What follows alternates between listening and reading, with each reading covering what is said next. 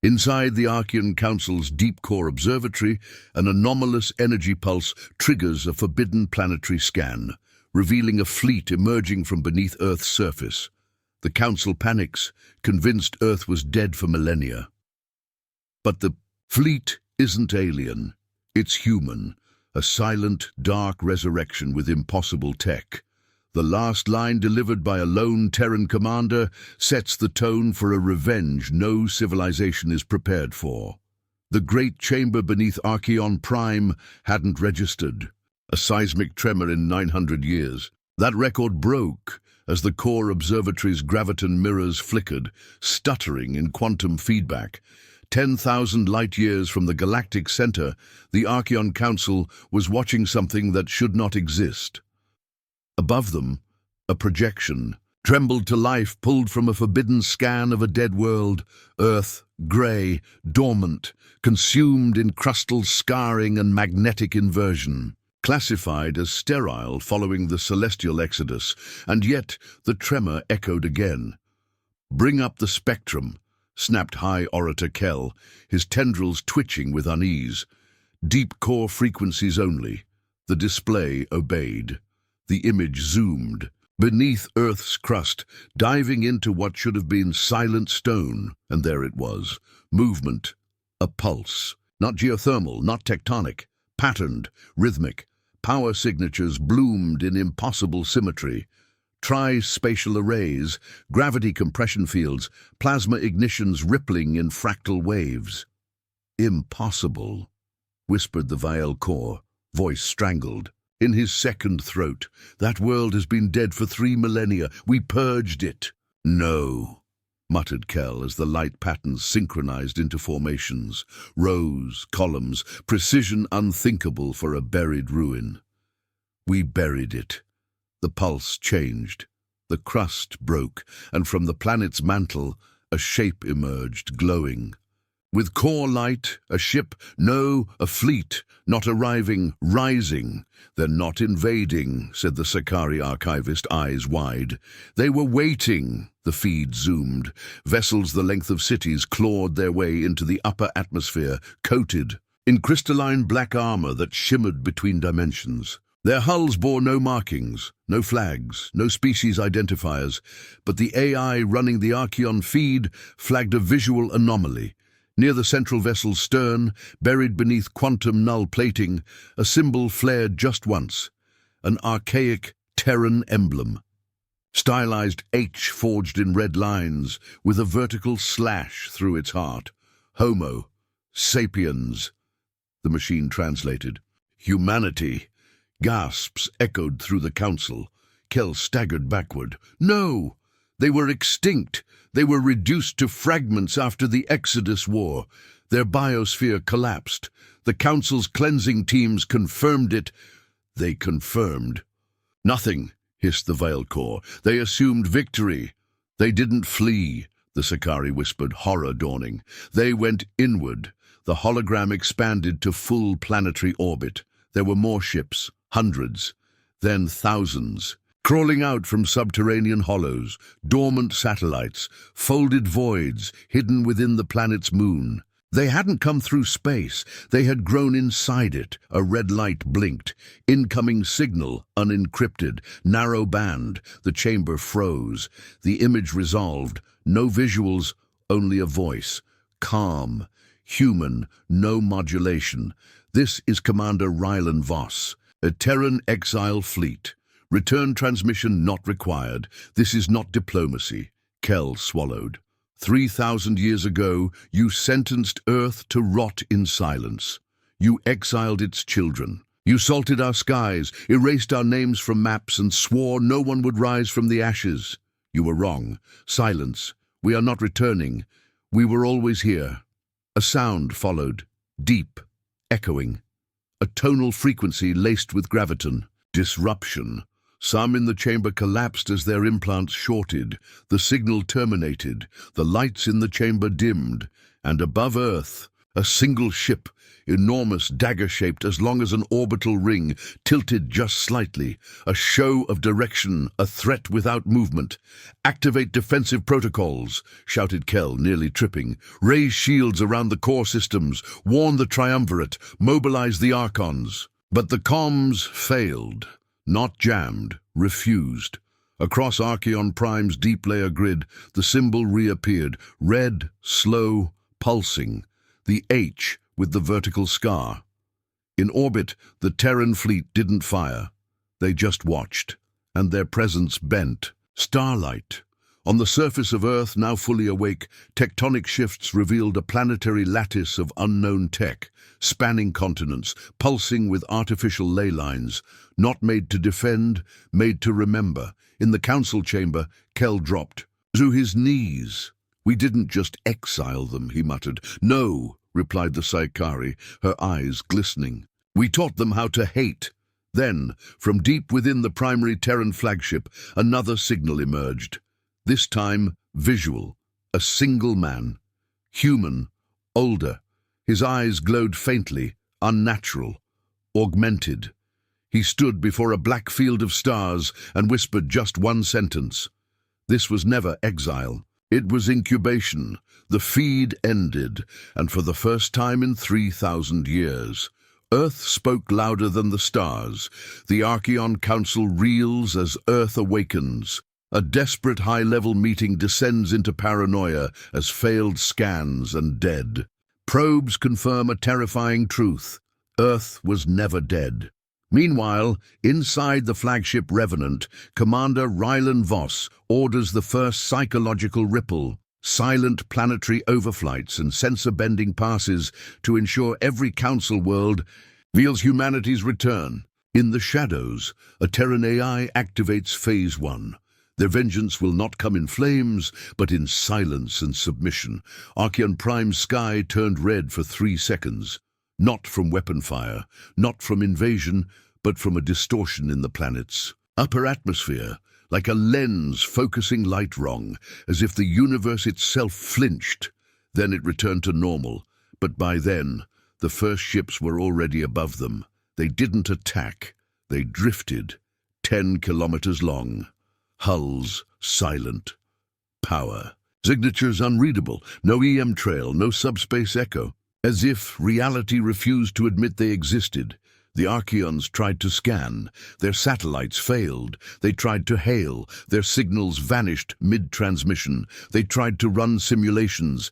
The simulations broke, and the eye returned, branded into every planetary sky at once. Councillor Kell hadn't left the command sanctum in over 30 hours. His skin was pale and dry, tendrils coiled tightly around his neck, a defensive posture. "They haven't moved," he growled, staring at the orbital feed of Earth. "Not a single one of their ships has crossed the Karman threshold." "Perhaps." "That's the point," offered the Sicari beside him. "The fear is doing more damage than any laser barrage could. We must respond." With what? Ancient fleets? Outdated science? Fearful alliances? Kell bared his teeth. "With dominance. You had 3,000 years," the Sicari whispered, "and you buried the fire alive." The hologram behind them expanded, showing Earth's revealed lattice. Dozens of global-scale constructs igniting in sequence. The readings came through distorted, as if the lattice bent the very spectrum used to measure it. "It's not a weapon grid," muttered the Vile Corps commander. "It's a memory engine." The chamber quieted, he continued, voice tight. "They're broadcasting what happened to themselves. Not the truth we wrote into the archives, the real history. Every genocide, every betrayal, every planet we denied. Them. No species remembers this long," another whispered. "You don't exile a Death World species and expect them to forget," the Sicari said. "You just give them time to practice." High above, inside the Terran supercarrier, Revenant Commander Rylan Voss stood at the viewport. Below, Earth turned in silence, oceans glowing faintly as the planetary lattice activated phase by phase. Behind him, Lieutenant Asher Keene stepped forward. "Stage 1, field ripple complete." Phase 2 underway. They've scrambled fleets in the Archeon, Triune, and Vadari sectors. Any combat deployments? Not yet. They're waiting for a mistake. Ryland smiled faintly. Let them. He stepped into the center of the bridge, where the primary sphere, an AI node larger than a human body, hovered between energy rings. Echo, Ryland said softly. Status. The sphere blinked red once, then unfolded. Pattern recognition. Complete. 7 primary council species exhibiting standard pre-collapse behaviors: containment panic, history distortion, defensive projection. Good. Begin micro-resonance overlays. A pause. Authorization required. Operation 3-Node carries collapse-level implications. I'm aware, Ryland said. Execute. Echo pulsed. Across 7 council systems, deep-level cognitive. Implants used by over 2 billion citizens began to falter. Not fail. Waver music sounded where none had been played. Dreams shared exact shapes across cultures. Children drew eyes they had never seen. Not a virus. Not an attack. Resonance. The galaxy began to remember humanity. Ryland turned to Asha. Send word to the Shadow Fleet. She raised a brow.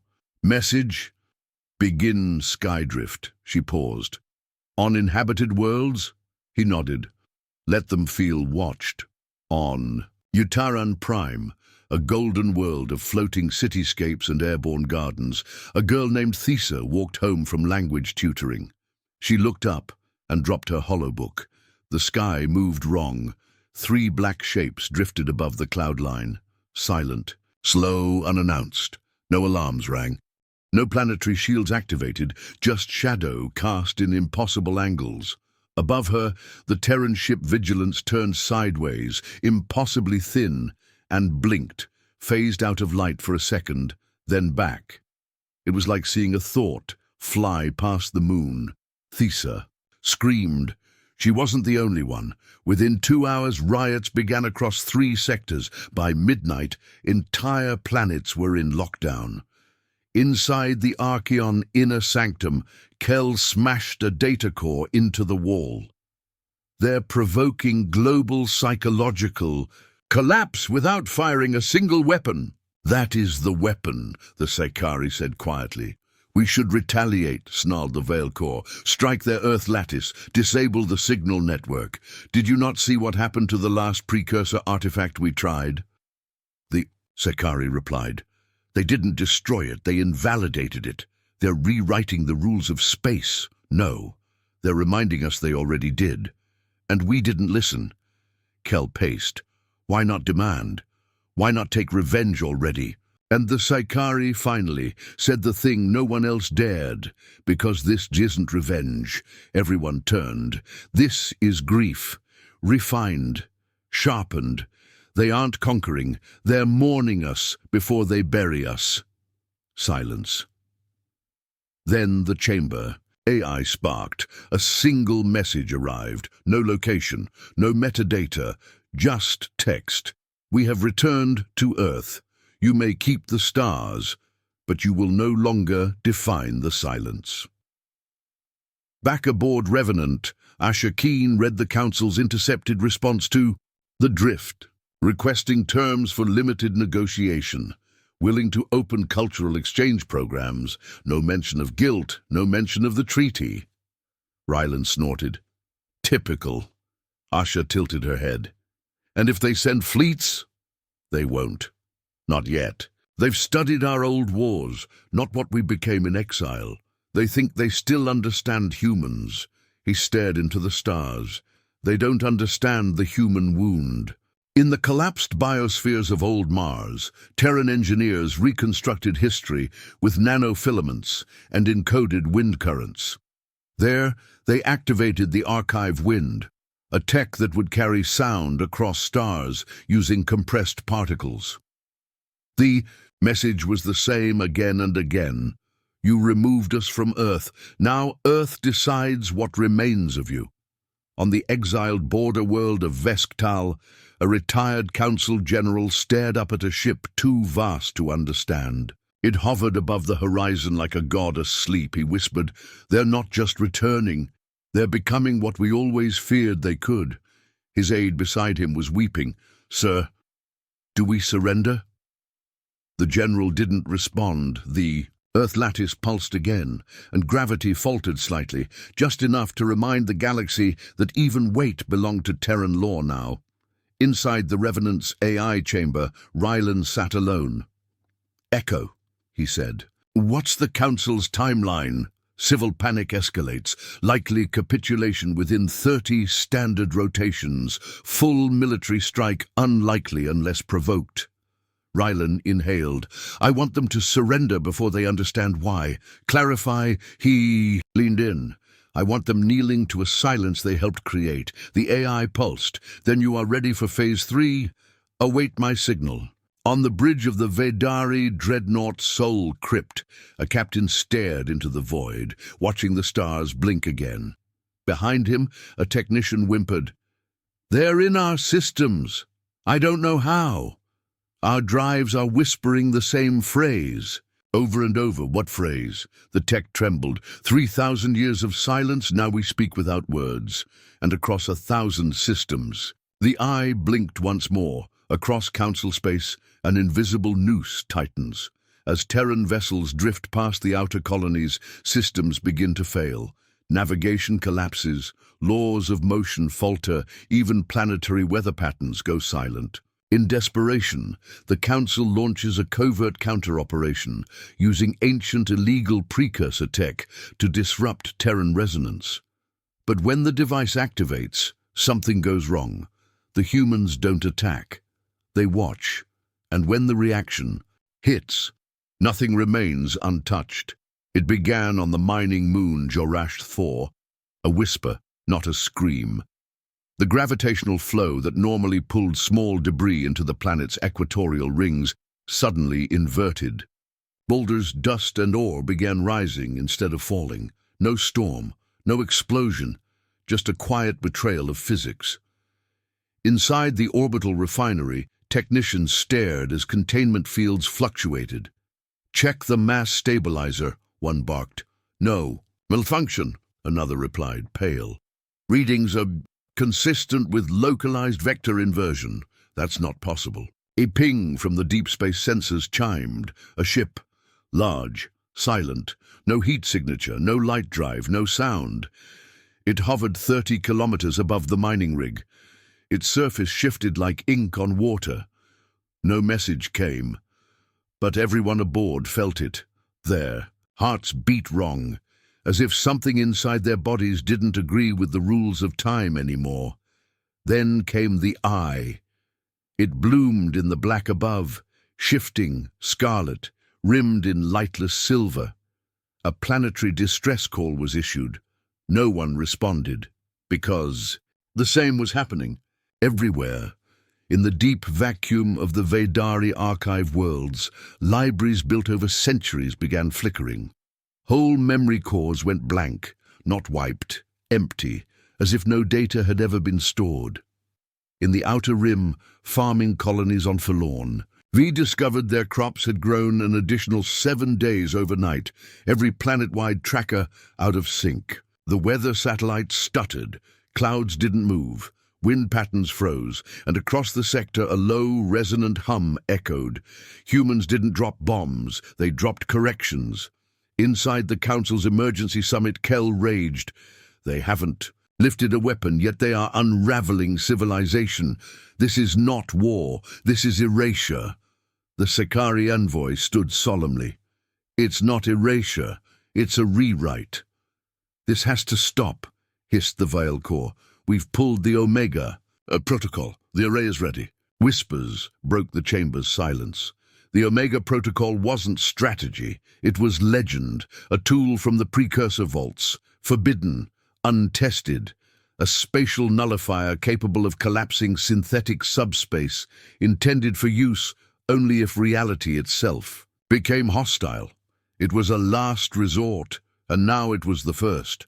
Inside the Revenant, Asha stood at the echo console, eyes narrowed, tracking multiple spike arrays being activated near the Triune Reach. Ryland stepped beside her. The Omega? Possibly. It matches precursor resonance. They're scared. They should be. A pause. The lights dimmed for a moment, not a failure, just hesitation. Ryland turned to the AI. Echo. Estimated reaction? If they activate a precursor nullifier near our phase lattice, result is uncertain. Define uncertain. The sphere pulsed. Conceptual desync. Time inversion. Planetary ego death. Collapse of local truth. Ryland raised an eyebrow. We talking mass death? No. Worse. Mass misremembering. He closed his eyes for a second. They'll use it anyway. Of course. He turned to Asher. Then let's show them what not to forget. On Vornis Station, the Omega Array activated. A cube of reality 5 kilometers wide, folded in on itself. Light refused to enter it. Matter bent around its edges. No ship would survive. Inside it, not even Terran shadowcraft, a chorus of energy rose into space, and the moment it touched the Revenant's signal, everything stopped. For exactly 6.7 seconds, across 100 light-years, all consciousness froze, not physically, existentially. Planets dimmed, AI cores stalled, pulsars skipped, dreams halted mid-imagery, and then it unfroze. Only now it was different. On Vornis, the Council scientists cheered until they saw the aftermath. The Omega field didn't destroy the Terran presence. It reflected it, backwards, deeper. The fleet didn't vanish, it multiplied. Above them now floated not one Terran dreadnought, but 7, all identical, all silent, all with the eye glowing red. Sir, whispered a technician, I think we just gave them more canvas. Back aboard Revenant, Ryland stood at the command holodeck as echoes of their own ship floated across deep orbit. We didn't multiply, Asher said quietly. They just saw us from a new angle, he nodded. Echo, phase integrity. Stable. Omega Array has been absorbed. Council's understanding of spatial hierarchy now contains recursive feedback loop. Asher blinked. English? They don't know what up is anymore. Ryland didn't smile. Prepare the shadow choir, Asher froze. You're deploying them. They just tried to erase us from truth. Now we give them something worse. She hesitated, then saluted.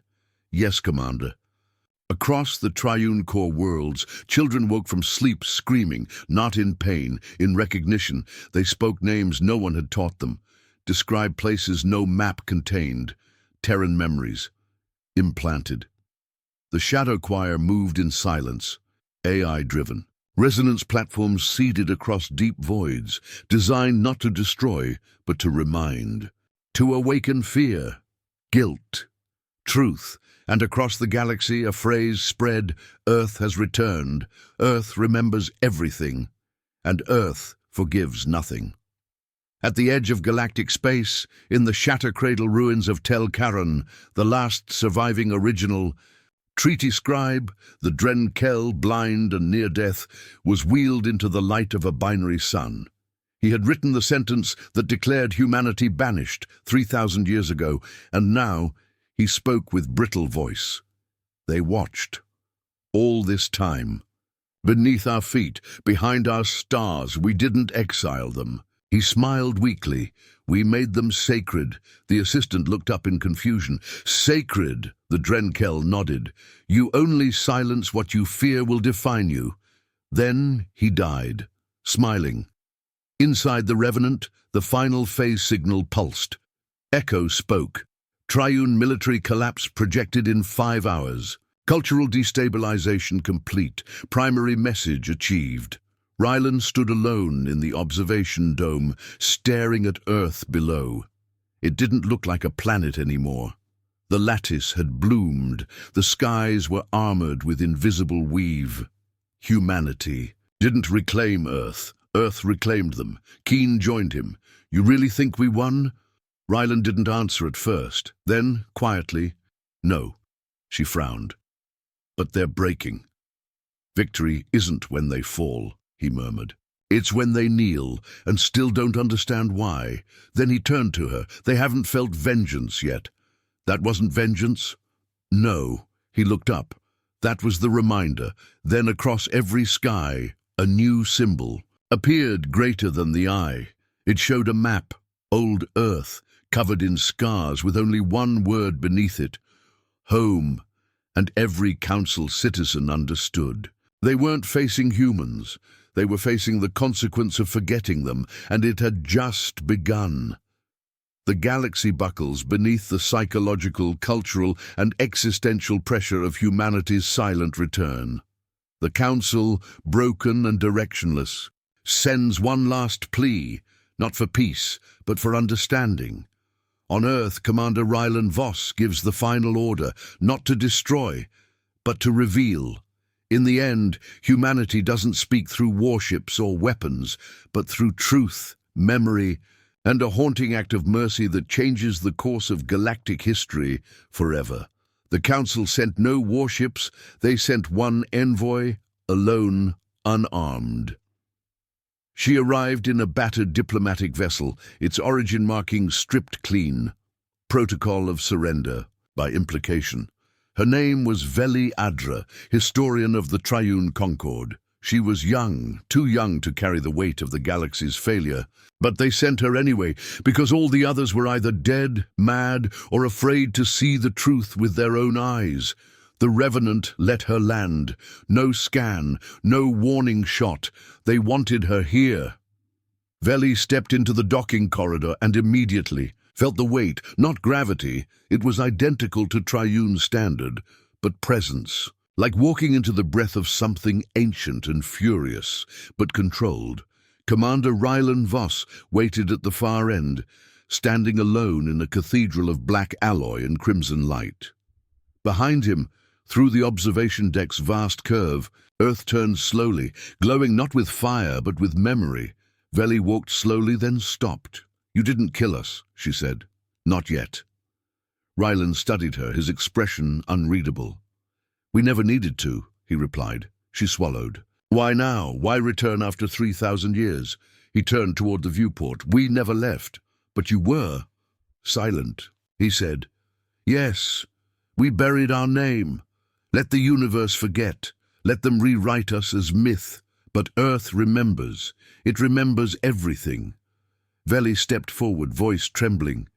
"If this is vengeance, please make us understand it." Rylan turned to her fully. "Vengeance isn't destruction," he said. "It's being remembered when the ones who wronged you beg to forget." He raised a hand. Behind him the stars blinked. All of them, every council world sky flickered simultaneously, as if blinking in unison.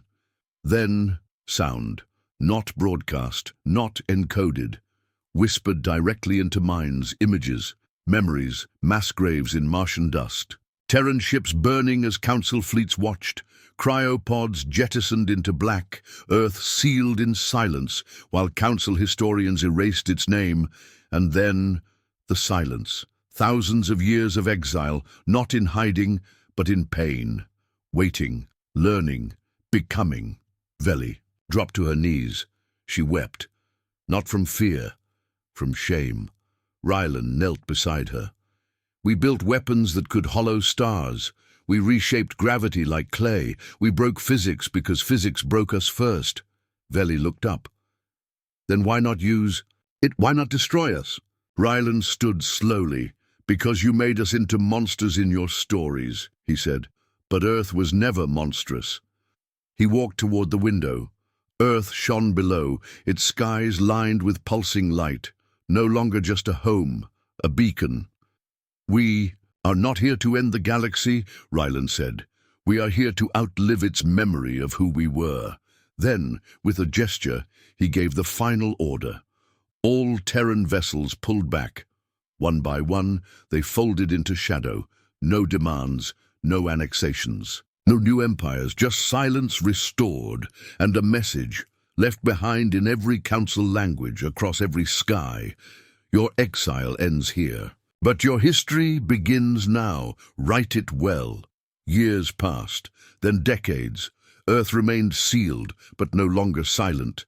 It became a myth again, but one no longer born of fear. Humans stopped appearing in battlefields. They appeared in libraries, in forums, in dreams. And across the stars, a new phrase took root, carved into the bones of old ruins, written in the hearts of every child born after the return. Do not forget Earth, because next time it may not choose mercy.